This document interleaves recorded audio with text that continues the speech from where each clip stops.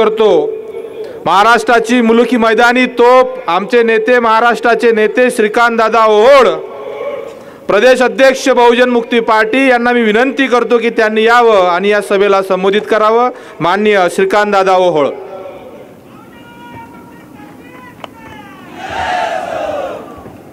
ज्या ज्या बहुजन महापुरुषांनी तुम्हा आम्हाला जनावरातून माणसात आणलं, त्या सर्व बहुजन महापुरुषांना, बहुजन महामातांना आणि बहुजन संतांना आपणा समक्ष विनम्र अभिवादन करतो, त्रिवार अभिवादन करतो।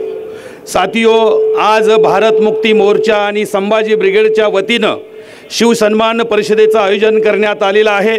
या परिषदेचे अध्यक्ष सन्माननीय मूलनिवासी नायक, बहुजन नायक वामन मेश्राम साहेब, आजच्या कार्यक्रमाचे उद्घाटक माननीय डॉक्टर बाबा आढाव आणि आपण विचार मंचावरील सर्व सन्माननीय आणि विचार मंचाच्या समोर बसलेल्या सर्व प्रबुद्ध बांधवांनो, तुम्हाला क्रांतिकारी जय जिजाऊ, जय शिवराय, जय भीम, जय भारत।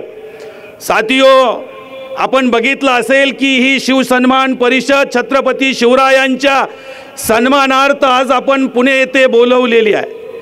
ही शिवसन्मान परिषद घेण्याचा अट्टास का करावा लागला?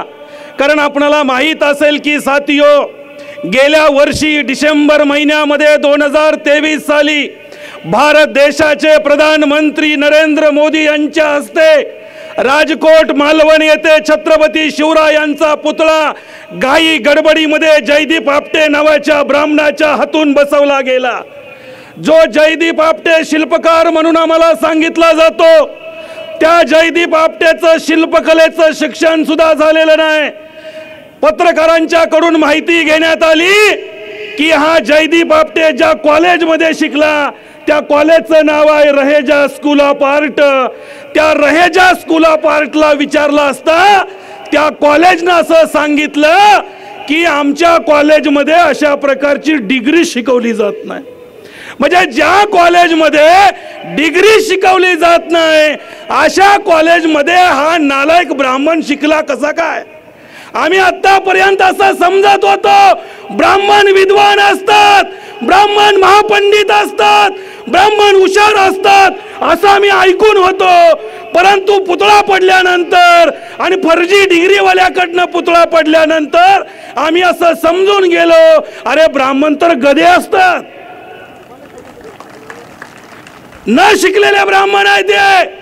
अरे ज्या रहेजा स्कूल ऑफचं तुम्ही नाव सांगताय त्याच्यामध्ये ती डिग्री शिकवली जात नाही।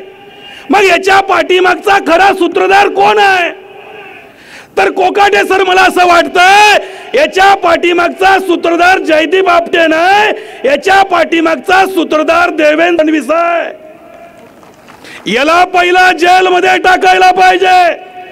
या देवेंद्र फडणवीसला जेलमध्ये टाकल्याशिवाय महाराष्ट्र शांत राहणार नाही। महाराष्ट्रामध्ये जो असंतोष निर्माण झालेला आहे, महाराष्ट्रामध्ये जो राग निर्माण झालेला आहे, देवेंद्र फडणवीसला जेलमध्ये टाकावं लागेल।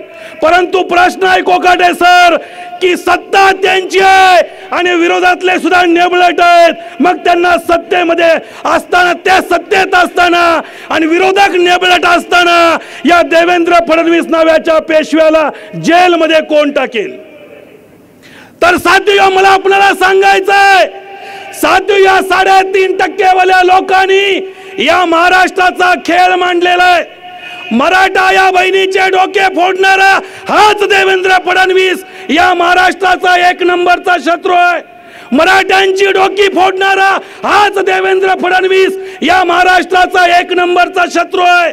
मराठा ओबीसी मध्ये वाद लावणारा हाच देवेंद्र फडणवीस या महाराष्ट्राचा 1 नंबरचा शत्रू आहे। हिंदू मुसलमानामध्ये झगडे लावणारा हाच देवेंद्र फडणवीस या महाराष्ट्राचा 1 नंबरचा शत्रू आहे। म्हणून या देवेंद्र फडणवीसाला तुरुंगात टाकावं लागेल। परंतु टाकेल कोण? म्हणून मी बहुजन समाजाला सांगतोय, सोळंके सर इथं आहेत, प्रवीण दादा इथं नाहीत, परंतु त्यांचे अनेक कार्यकर्ते आहेत, कोकाटे सर इथं आहेत, मेश्राम साहेब इथं आहेत। मी आपल्याला आवाहन करतोय, उद्याच्या 2024च्या विधानसभेमध्ये आपल्या मनातले मतभेद विसरून जर या देवेंद्र फडणवीसला धडा शिकवायचा असेल सगळ्यांनी एकत्र या. अरे त्यांना भिका मागण्यापेक्षा बहुजनाचं सरकार आणूया आणि या देवेंद्र फडणवीसला जेलमध्ये टाकता येतं टाकण्याचं सर्वांनी मिळून काम करूया. सातवी आपण बघितलं असेल या नरेंद्र मोदी साहेबांना सुद्धा मालवण राजकोट मध्ये आणणारा कोण आहे? हाच आहे. कारण महाराष्ट्रामध्ये लोकसभेचं इलेक्शन डोळ्यासमोर ठेवून ज्यानं घाणेरडं राजकारण केलं त्या महाराष्ट्रातल्या नारदाचं नाव आहे, कळलाव्या नारदाचं नाव आहे देवेंद्र फडणवीस. म्हणून मला तुम्हाला सांगायचंय, मला जरांगे पाटलांना पण सांगायचंय तुमच्या माध्यमातून, एकटे लढलं तर तुमची बी माती होणार आहे, आमची बी माती होणार आहे. त्यांच्याकडे ईव्हीएम आहे. तुम्ही लाखोचे मोर्चे काढाल, तुम्ही लाखोचे कार्यक्रम घ्याल, पण ईव्हीएमच्या माध्यमातून सोडून घे सर, तुमचा प्रभाव ते शून्य करतील आणि पुन्हा महाराष्ट्राला सांगतील इथे जरांगे फॅक्टर चालत नाही, फक्त ब्राह्मण फॅक्टर चालतो असं सांगतील. म्हणून मी पहिल्यांदा जागा करतोय आणि पुन्हा आपल्याला आवाहन करतोय, विनंती करतोय, आपल्या मनातला किंतु परंतु दूर करा. मी मोठा तू मोठा बाजूला ठेवा आणि या महाराष्ट्राला 3.5% ब्राह्मणांच्या विळख्यातून वाचवण्यासाठी सर्व बहुजन बांधवांनी एकत्र आलं पाहिजे, हे कळकळीची विनंती करतोय. सर मी कॉलेजमध्ये असताना एक कविता लिहिली होती, तेवढं सांगतो थांबतो. मी मास्टर इन जर्नलिझम आहे. मी मास्टर इन जर्नलिझम अमरावती युनिव्हर्सिटीचा 80% मार्क असलेला मी विद्यार्थी आहे आणि मी त्या कॉलेजमध्ये असताना एक कविता लिहिली होती. ती कविता तेवढी सांगतो आणि थांबतो. कवितेचं नाव आहे सगळेच झालेत शंड इथे बंड करील कोण आणि माजलेल्या 3.5% वाल्यांना थंड करील कोण. कवितेचं नाव आहे अरे सगळेच झालेत शंड इथे बंड करील कोण, सगळेच झालेत शंड इथे बंड करील कोण, माजलेल्या या 3.5% वाल्यांना थंड करील कोण. वारे तुमची सहनशक्ती, वारे तुमची सहनशक्ती, तुम्ही इथे चूप आहे. वेळोवेळी केला शिवरायांचा अपमान तरी तुम्ही चूप आहे. या चूप बसण्याच्या परंपरेला खंड करील कोण, सगळेच झालेत शंड इथे बंड करील कोण, माजलेल्या या 3.5% वाल्यांना थंड करील कोण. अरे शंड नसाल तर बंड करा, शंड नसाल तर बंद करा, या हिजड्यांना थंड करा. फुले शाहू आंबेडकरांच्या विचाराचे तुकडे तुकडे केलेत याने, त्या तुकड्यांना पुन्हा अखंड करा. असे केल्यास तुम्हाला शंड म्हणील कोण, सगळे झालेत शंड इथे बंड करील कोण, माजलेल्या या 3.5% वाल्यांना थंड करील कोण. सातवे मी एक शेवटचं सांगतो आणि थांबतो. सर मला तुम्हाला आठवण करून द्यायचं आहे की आम्ही जर एकत्र आलो तर काय होऊ शकतंय.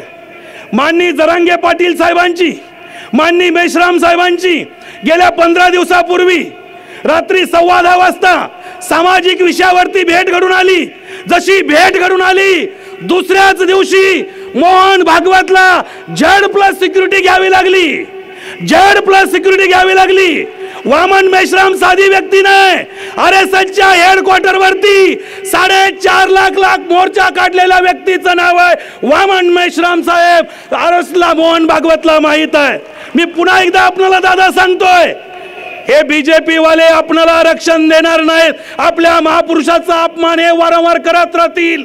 यांची सत्ता असल्यामुळं यांचा जर माज जिरवायचा असेल, जसा माज मेश्राम साहेबांनी 6 ऑक्टोबर 2022ला RSSच्या हेडक्वार्टर वरती मोर्चा काढून जिरवला होता, तसाच संभाजी ब्रिगेडच्या लोकांनी, भारत मुक्ती मोर्चाच्या लोकांनी आणि जरांगे पाटलांच्या सर्व कार्यकर्त्यांनी एकत्र येऊन जर हातात हात घालून एकदाच अगदी नागपूरच्या RSSच्या हेडक्वार्टर वरती पुन्हा एकदा अगदी विधानसभा डोळ्यासमोर ठेवून जर आपण मोर्चा काढला तर आपले सगळेच प्रश्न मिटल्याशिवाय राहणार नाही. एवढंच बोलतो. मला बोलण्याची संधी दिली त्याबद्दल संयोजकाचा आभार मानतो. थांबतो. जय जिजाऊ, जय शिवराय, जय ज्योती, जय क्रांती, जय भीम, जय भारत, जय मूल निवासी, जय संविधान.